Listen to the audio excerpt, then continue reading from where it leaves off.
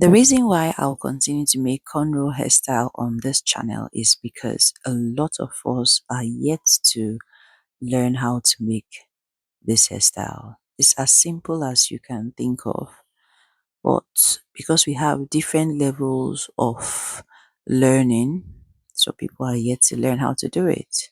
So this is me making another video teaching us how to make cornrows hairstyle all to the back. Hi guys, welcome to the channel. Today I'll just be walking through the process of how I made this beautiful all back hairstyle all to the back.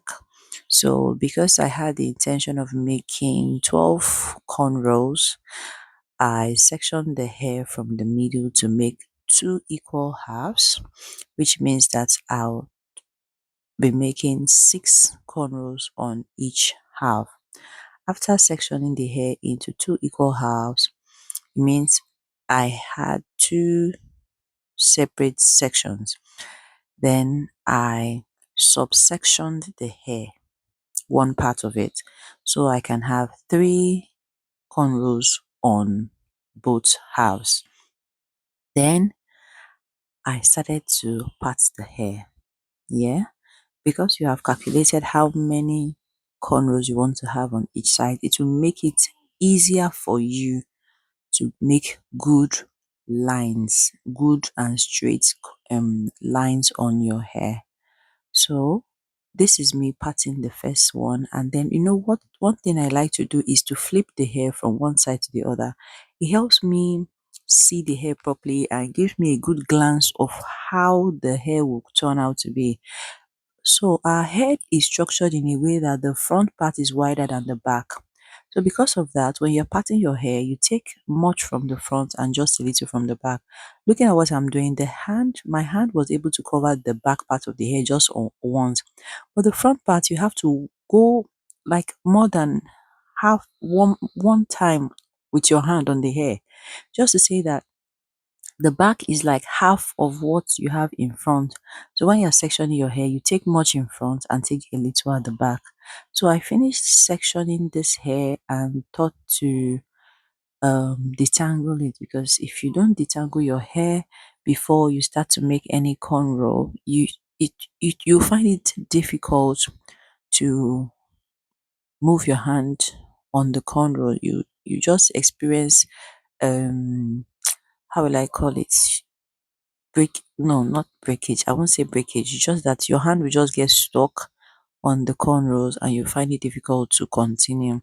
So I've not made stitch braid, like intentional stitch braid, on my cornrow videos. So I thought to get the stitch braid artificial nails. So I got it and thought to do a video showing you how to intentionally put stitches on your cornrows. So this is me using the nail to put the stitches.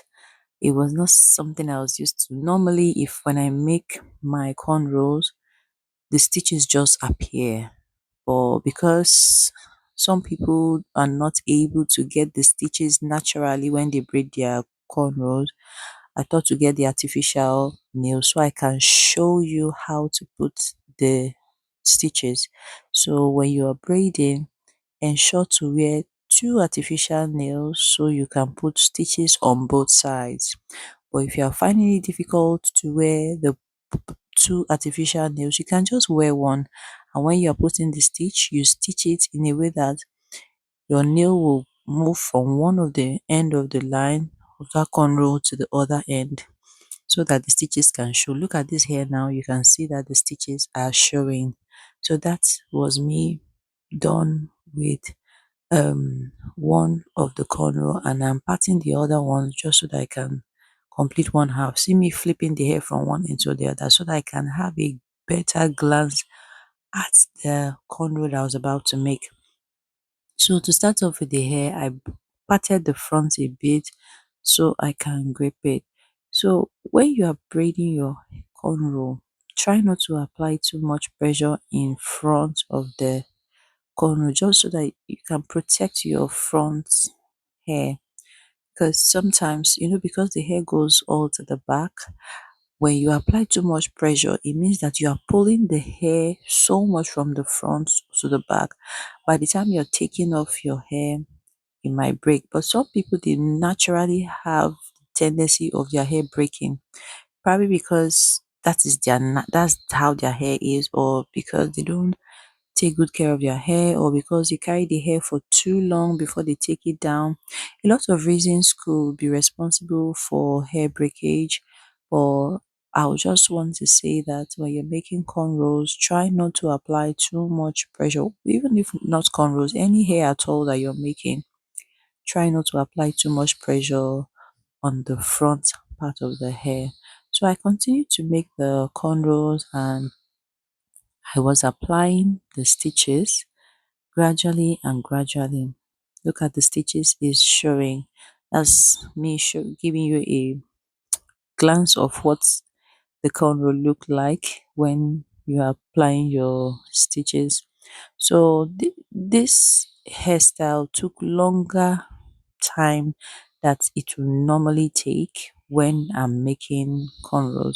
When you're making cornrows without intentionally applying stitches, you tend to make the cornrow faster than when you are having this artificial nail and putting the stitches. It takes a long time. I know it comes out looking really beautiful, but it takes longer time. This is me making the third cornrow on one of the subsection hair, and this part of the hair where I'm making is really thin. The hair on that part is really thin, and I was just picking it gradually and trying not to use the stitches until I got to where I was able to hold like good part of the hair.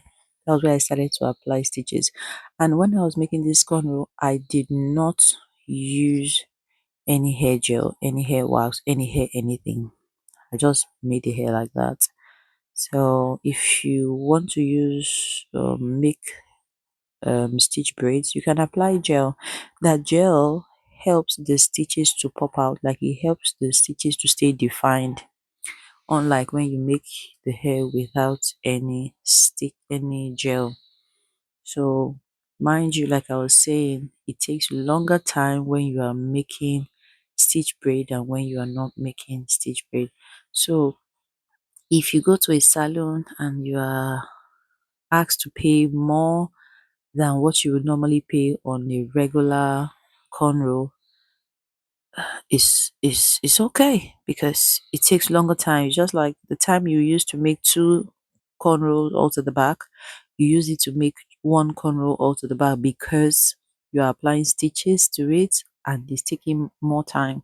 So any extra charge that you get on top of what you normally get, don't see it as is, yeah, you are being overcharged. It is normal. Consider yourself wanting to cook one pot of rice, and then the time you used to cook two pot of rice, you're using it to cook just one pot of rice, and the person that you're cooking the rice for is expecting you to charge the normal fee for one pot of rice. It's not going to work. Yeah, it's just an illustration. Anyways, back to my hair. I finished one part of the hair, that is 6 cornrows on one side, and then I moved on to the other half of the hair to make the completion, like to complete the hair. So I continued to apply stitches and do what I did on the other side. So when you're sectioning your hair, like you done one part and you're doing the other part, try to make it match the other side. Like when you part one, you check the other side if it's the same on the same place where you parted the other half. Just check. That's how to make your corner look straight and come out looking really nice. Anyways, I would just like to leave you to watch the video to the end. But before I leave you, I want to advise that if you have not subscribed to the channel, please do well to hit the subscribe button, like the video, share the video, give it a big thumbs up, and I love to hear from you guys. I would love to hear from you. What do you think about this hairstyle?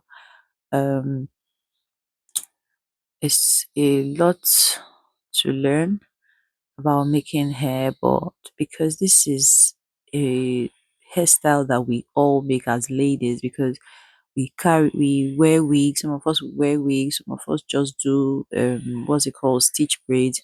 If you do stitch, is it stitch braid? No, crochet braids, you make cornrows as well before you put your crochet. If it's wig, you make cornrows before you put your wig. And some people just make cornrows without applying wig, without putting wig, without doing crochet. Just make cornrows with your natural hair or with extension. I'll leave you now to watch the video to the end. Until I see you again, guys. Bye.